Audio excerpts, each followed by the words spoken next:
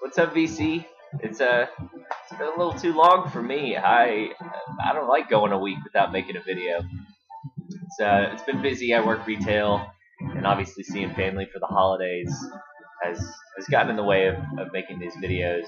Merry belated Christmas and happy early New Year. This is my final update video from basically everything from my Thanksgiving final update until Christmas. This does not include Christmas records though. This includes everything up to Christmas. My stuff that I got for Christmas will be in my next final update, which hopefully won't take me a month to put out. Um, let's see. I was thinking, I'm debating whether or not I'm going to do a 2012 video, best of 2012. I have a pretty solid representation of 2012 and some records that would be good to show off, but basically 2012 was filling in holes in my collection, kind of representing certain subgenres a little bit more in depth in my collection. So I bought a lot of stuff from the 80s, late 80s, and just filled in certain holes in my collection, and that's where my money went this year, to records. So the money that I spent on new records was very on the surface of what was released. And, I've listened to a lot of stuff online, but what I've actually purchased is very, I don't know, it would be stuff that everybody's seen before, with the exception of probably 2 or 3 records. So I don't know, I might do one. My goal in 2013 is because I'm going to slow down buying the old stuff and sort of pick back up with the new stuff, which I was very into in 2010, 2009, a little bit of 2008. So hopefully that'll be fun. I've already got a few pre-orders placed, and in 2013 there will definitely be a video. 2012, we'll see. But this first batch for my vinyl update was bought from a seller in UK. I got them for like 50 cents a pop because I accidentally bought one because I didn't think I'd win it for I think 75 cents is what I put my bid for, and I won it. So to justify the shipping from the UK, I went and I bought 2 other records that I ended up getting for 50 cents to $1 a piece. And so by the time I split shipping, they were only a few bucks a piece. I actually set my alarm for 4:30 in the morning to bid on one. Catherine thought I was crazy, but I mean, it was worth it. I can't believe I won it. So these 3 records are all UK records, and they're all shipped from the UK, so that works. But first up is XTC's Black Sea. This is 1980 Virgin Records. Features Respectable Street, Generals and Majors, No Language in Our Lungs, Paper and Snow. Just a great record, and a record that gets overshadowed because it's sandwiched in between Drums and Wires and English Settlement. But if you like XTC and you haven't checked out Black Sea at all, I highly recommend it. And let's see, I think that the production on this might be a little bit much for some people. It's Steve Lillywhite, who's pretty notorious for that sort of thing, but it's a great record. And I don't plan on ever getting White Music or Go To by XTC. So the only ones I have left are None Such or Non Such and Apple Venus Volume 1. So those are $100, $150 records. So I'm pretty much done with looking for XTC at the moment. So that was nice to get that. It was the last one I really needed. Next is Brilliant Corners, Somebody Up There Likes Me. This is 1988 McQueen Records, and I've been looking for this for a while. It's been on my list for a while, but every time I see it, it's very hard to find in America, at least in my experience. And anytime I've seen it pop up on eBay, it's always a UK seller, which was still the case here. So I was really glad to get it for a good price. Some people call this Smith's Light, but I think this songwriting is very honest, very strong, and rock and roll borrows from its influences. So I don't see any bad bad thing about pulling from the Smiths. Brilliant Corners are really fun. I think a lot more working class than the Smiths, maybe. Not sure what that means. This is a great record. Highly recommended. Next are the June Brides. There are 8 Million Stories. This is Pink Label, care of Rough Trade. I'm actually not sure the year on this. Mid 80s, early 80s. This is really good. Indie pop. And, Belle and Sebastian. It'd be hard to not mention the Smiths again. Just crude drawings. These guys are actually just now getting back together this year. They have a single out on Slumberland right now. And, I haven't heard it, but I bet it's pretty good. This record is fantastic. And been looking for it for a while. This is one of those bands. This is like their one album, and they kind of that's what they had as far as I know. But really good. Left its mark in the world of indie pop.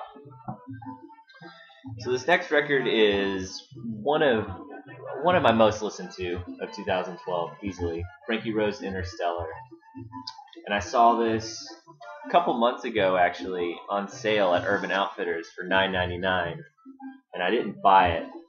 And I actually made a video about it, talking about I don't know, it's like a 10-second video where I'm talking about leaving a record behind. And this was it.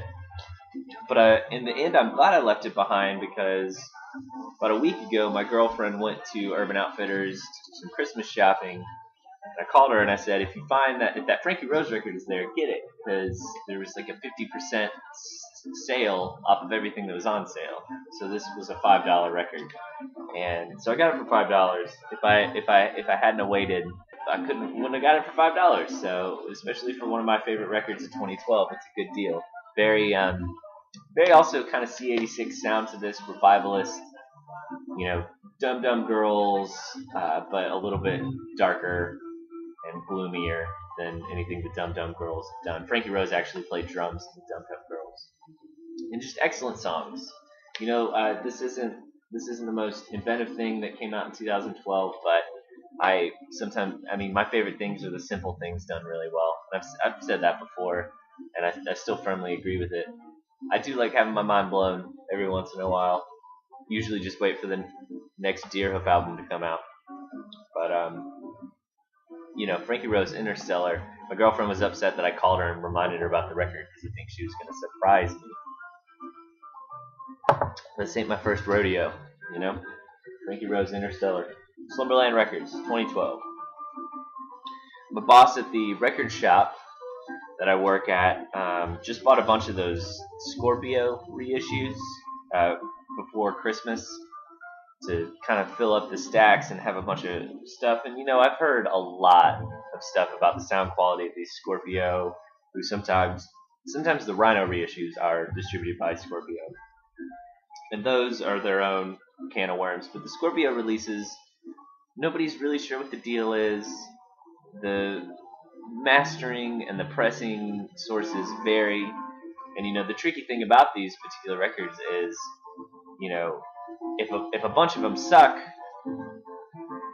it's going to be easy to miss out on the ones that sound good, because we're just going to be like, no, these all sound bad. But truth is, now that they're doing so many, you never know when a good one will come out.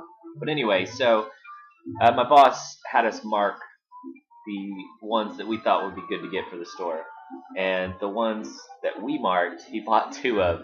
So I think that he was expecting us to buy them, and honestly, it cost, these are all like $6 to $8. So I honestly couldn't turn down copies of these 2 records for $6 because all I had to pay was cost. So I ended up getting the reissue of Os Mutante's first album. This sounds pretty good. It sounds maybe as if it was sourced from a CD, but it seems like there's a little dynamic range that's missing from the versions that I've heard. Certain things are not as present, but still, really good copy, especially for the money. The covers are so nice. The vinyl's thick, which I hate, but they do reproduction of the original label, and this actually is like not a noisy record at all, which is what I kind of expected, and so that was really nice. The second Scorpio reissue that I got, really stoked to have Dorothy Ashby's Afro harping. I've only listened to this once on headphones, and it did sound a little muffled, but my headphones kind of suck, to be honest. So I'm gonna listen to this again on speakers. I can't imagine. I mean, obviously this is gonna sound nowhere near the OG on Cadet, but just, I mean, to have a copy of it for $6. I mean, not disappointed. They actually, Scorpio has reissued a lot of her stuff. They have Hip Harp still at the shop, and the Rubaiyat of Dorothy Ashby is also up there, which I'm actually going to look for. If I can get a cheap copy of both of those, that'll be nice. Recently made a video about Ravi Shankar, and I proposed a thread, but, you know, it is what it is. I don't have that many subscribers. Nobody responded. So I don't know. I just bought some Ravi Shankar records. I've actually kind of came into a mother lode. Found 3 ragas on Capitol, late 50s. Excellent record. I actually, Nathan Morales, I think that's how you say your last name, man. You did the video when you had them all in your Expedite. And so I kind of wrote down, kind of cross-referenced the covers, wrote down all the ones you had up there, and so I was looking for them. Ravi Shankar, India's master musician, recorded in London. Another top-notch recording. And then the last one is the exotic sitar and sarod Ravi Shankar from Capitol Records. These are all early stuff. I think this is all late 50s, early 60s. And just amazing. I'm so glad I picked these up. I just really enjoy that music, and am looking forward to kind of diving a little bit deeper with Ravi Shankar as my jumping off point. Coming from North Carolina, it's a big record. Skaggs and Rice, just 2 top-notch dudes doing incredible country duets in the tradition of the Lovin' Brothers, early Everly Brothers, songs our daddy taught us era stuff. Close harmony. On Sugar Hill Records, the classic bluegrass label. More Pretty Girls Than One, excellent version where the soul of man never dies. Just good old gospel, excellent guitar player, excellent mandolin player. Next up, I've seen this a lot lately, actually, in the VC. Big Science by Laurie Anderson. Avant Pop. First track, From the Air, is just killer. Killer groove. Oh Superman is the big song. I really liked, I think, Walking and Falling with the bagpipes. It's either that song or Sweaters. In execution, I don't know if this works as well as I feel like all of its elements combined should. There's just cool vocoder, excellent grooves, weird sax and violin. The spoken word sometimes is not sure what I think, but as it stands, it's worth it enough for From the Air, from that vocoder sax groove that's just kicks in the beginning. It's just killer. And Oh Superman's great ballad. What else? Is it Big Science or Sweaters that it's got the coo kind of reminds me of Deerhoof. Fun record. Like I said, seen it a lot lately for some reason in the VC. With good reason. It's really nice. Like I said, avant pop from the 80s. This is Warner Brother 82. So, last record is Secretary of Funk. He made me privy to the fact that I enjoyed these certain Donald Byrd and Bobby Humphries records because of the production of the Mizzle Brothers. He showed a Mizzle Brothers kind of compilation that came out recently in one of his videos, and I can be a little bit slow with production credits and stuff, and those records that I love that they were the engineers on that I have, I never made the connection. So now I'm on the lookout for the Mizzle Brothers stuff, which can run a little bit high if you look for it online, but if you look for it in the stores, usually no one is really privy to it. So I picked this one up. Gary Bartz, Music Is My Sanctuary. Excellent, excellent record. This is on Capital EMI. Let's see, 1977, and it's funky. It's really, really good. Features vocals by Cyrita, who has worked with Stevie Wonder before. I had a couple of her solo albums at one point, but I've sold them. I think I like her better as a guest artist.